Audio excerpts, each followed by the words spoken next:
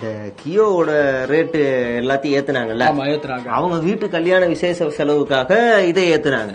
இதே வீட்டு செலவுக்கு இவங்க ஏத்திட்டாங்களேன்னு இந்த ஏர்டெல் அந்த இவங்க எல்லாம் சேர்த்து ஏத்திட்டாங்க. இப்ப யாரு வீட்டு விசேஷத்துக்காக இந்த ஈபி விலை ஏத்துனாங்க? சரி, அப்புறம் வெளில எப்படி நிலவரம் போயிட்டு இருக்குன்னு விசாரிக்க சொன்ன கொஞ்சம் மோசமா போயிட்டு இருக்கு. மக்கள் எல்லாம் ரொம்ப கோபமா இருக்காங்க.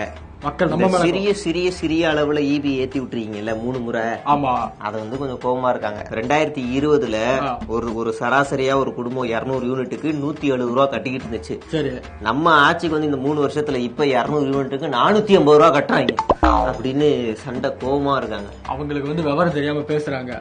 நம்ம எதனால விலை ஏத்துறோம்? அந்த இலக்கட்சி அந்த உதய திட்டத்துல கையெழுத்து போடுறதால தான் நம்ம வந்து விலை ஏத்துறோம். இல்ல தலைவரே, அப்படி இல்ல. அதாவது நீங்க பாத்தீங்கன்னா 2017 செப்டம்பர் மாசம் அந்த கையெழுத்து வந்து அவங்க போடுறாங்க. சரி, 18, 19, 20, 21 அவங்க ஆட்சி முடிகிற அந்த 4 வருஷமும் ஈபில விலை ஏத்தல. நம்ம ஆட்சிக்கு வந்தோம் பாத்தீங்களா? ஆமா, 22, 23, 24 லைனா ஆட்ரிக் 3 வாட்டி விலை ஏத்தி விட்டுருக்கோம்.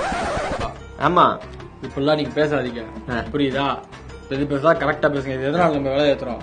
மத்திய அரசோட அழுத்தம் இங்க தாங்க முடியல, அதனாலதான் நம்ம பண்றோம். அப்படி இல்ல தலைவரே, எங்க பாருங்க, மத்திய அரசாங்கம் ஒரு வேலையை கொடுத்து நீங்க ஏத்துங்கன்னு சொல்லிட்டாங்க அப்படின்னா எங்க மக்களுக்கு நாங்க சுமையை கொடுக்க விரும்பல, எங்க மக்களுடைய சுமையை நாங்களே ஏத்துக்கிறோம், நாங்களே பண்ணிக்கிறோம் அப்படின்னு சொல்லி ஒரு கடிதம் கொடுத்தோம்னா சரி ஓகே அப்படின்னு அவங்க சொல்லிடுவாங்க.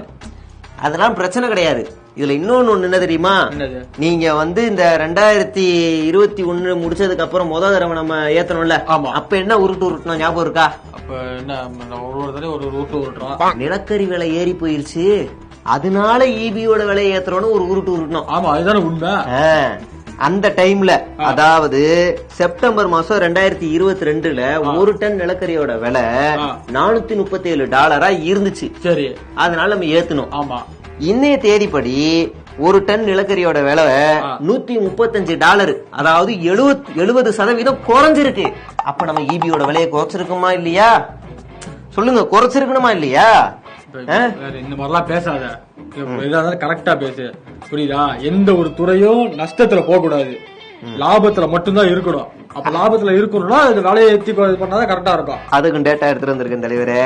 இப்ப பாத்தீங்கன்னா நம்ம ஆட்சிக்கு வரும்போது இந்த 2022 செப்டம்பர் மாசம் இந்த ஈபியோட வருமானம் பாத்தீங்கன்னா 62,800 கோடி. அது வந்து லாபமா இருந்தாலும் இதுல நஷ்டம்னு ஒண்ணு இருக்குல்ல, வருவாயில இருந்து நஷ்டம், அது 9,130 கோடி. சரிங்களா? இதுல வந்து நமக்கு நஷ்டத்துல இருக்குன்னு சொல்லி நம்ம வந்து விலையை ஏத்தணும். ஆமா, ஏத்தணும். ஏத்துனதுல ஒரு 20,000 கோடி நமக்கு எக்ஸ்ட்ரா கிடைச்சது. அதாவது 62,000 கோடியில இருந்து 82,000 கோடியா நம்ம கிடைச்சது. அப்பனா இதுல என்ன பிரயோஜனம்? நமக்கு வந்து அந்த 9,000 கோடி நஷ்டத்துல போச்சுல, அது இல்லாம ஒரு 10,000 கோடி நமக்கு கிடைச்சிருக்கணும். ஆனா இதுல நஷ்டம் எவ்வளவு தெரியுமா? அதே 9,000 கோடி. எப்படி? அப்ப அந்த 20,000 கோடி எங்க? மாநில அரசாங்க கைக்கு போச்சா, இல்ல மத்திய அரசாங்கம் கைக்கு போச்சா, இல்ல யார் வீட்டு பாக்கெட்டுக்காவது போச்சா? என்னன்னே ஒண்ணும் புரியல தலைவரே. தேவையில்லாம சீண்டி பாக்காத, தாங்க மாட்டேன் சொல்லிட்டா. சரி, புரியுதா? வேற ஏதாவது இருக்கா? வேற ஏதாவது விஷயம் இருக்கா? அப்புறம் இன்னொரு சந்தேகம் தலைவரே, அது வந்து இல்ல வேணாம், பரவாயில்ல சொல்லுப்பா, சொல்லு, பரவாயில்ல சொல்லு, தப்பா எடுத்துக்க மாட்டீங்களே. வாய் வரை வந்துருச்சுல, எனக்கு நீ சொல்லாம போயிட்டீங்கன்னா தான் அது என்னன்னு யோசிச்சுக்கிட்டே இருப்பா. சரி, சொல்லிட்டு போயிடு. இந்த கியோவோட ரேட்டு எல்லாத்தையும் ஏத்துனாங்கல்ல, அவங்க வீட்டு கல்யாண விசேஷ செலவுக்காக இதை ஏத்துனாங்க. இதே வீட்டு செலவுக்கு இவங்க ஏத்திட்டாங்களேன்னு இந்த ஏர்டெல் அந்த இவங்க எல்லாம் சேர்த்து ஏத்திட்டாங்க. இப்ப யாரு வீட்டு விசேஷத்துக்காக இந்த ஈபி விலை ஏத்துனாங்க? என்னன்னு கேக்குறேன். நாட்டு சமாச்சாரத்துக்கு வந்துடும். அமைதியா இரு. சரி, நம்ம இப்ப கட்சிக்குள்ள என்ன போயிட்டு இருக்கு, என்ன பேசிட்டு இருக்காங்க? அந்த ஃபார்முலா, ஆமா ரேஸ், அது எல்லாமே ரெடி பண்ணிட்டோம். பேரிகார்டு கிரிகார்டு எல்லாம் போட்டு ரோட்ட பல ரெடி பண்ணி போன வருஷம் நிறுத்தினதை இந்த வருஷம் நடத்தி காட்டுறோம். அருமையா நடத்துறோம். என்ன பிரச்சனை வந்தாலும் அதை அமுக்கி இத பெருசாக்கி காட்டுறோம். சரி, சூப்பர், நல்லா பண்றோம். வேற ஏதாச்சும் சமாச்சாரம் போயிட்டு முக்கியமான ஏதாவது விஷயம் தான் சொல்லு, தேவையெல்லாம் பேசாத. வருத்தப்படாத சீனியர்கள் சங்கம் தான் வருத்தப்பட்டு இருக்காங்க. அது என்னது வருத்தப்படாத சீனியர் சங்கம்? நம்ம கட்சிக்குள்ள இருக்கிற மூத்த தலைவர்கள் தான். என்ன அவங்க என்னப்பா ஃபீல் பண்ணாங்க? நல்லா இருக்கு, நல்லதானே பண்ணிக்கிட்டு இருக்காங்க. உங்க முன்னாடி சிரிச்சு பேசுறாங்க. ஆனா வந்து என்ன கட்சிக்காக ஓடா மாடா தேஞ்சு உழைச்சிருக்கோம், நமக்கு எந்த பதவியும் கொடுக்க மாட்டாங்களே, துணை முதல்வர் பதவி எல்லாம் கொடுத்தா யாராவது வேணாம் சொல்லுவாங்களான்னு நம்ம சீனியர் அண்ணன் ஒரு துரை அவர் சொல்லிட்டாரு. அவருக்கு ஆதரவா நிறைய குரல்கள் வேற ஒலிக்க ஆரம்பிச்சிருச்சு. அப்படியா? குரல் ஒலிக்குதா? ஆமா. இன்னும் யாரு நம்ம கட்சிக்குள்ளே பேசுறாங்களா? நம்ம கட்சிக்குள்ள குரல் வரல, ஆனா வெளியில இருந்து அவருக்கு ஆதரவு குரல் நிறைய வருது. சரி தலைவரே, எனக்கே தெரியாம ஏதோ ஒரு மேட்டர் உள்ள வச்சிருக்கீங்களா? அந்த ரகசியம் என்ன அது? அது இருக்கு, ஆனா உன்கிட்ட சொல்லலாமான்னு தெரியலையா? என்ன கேள்வி கேட்க மாட்டியா? இல்ல கேளுங்க. கேட்க மாட்டேன்ல. சொல்லு.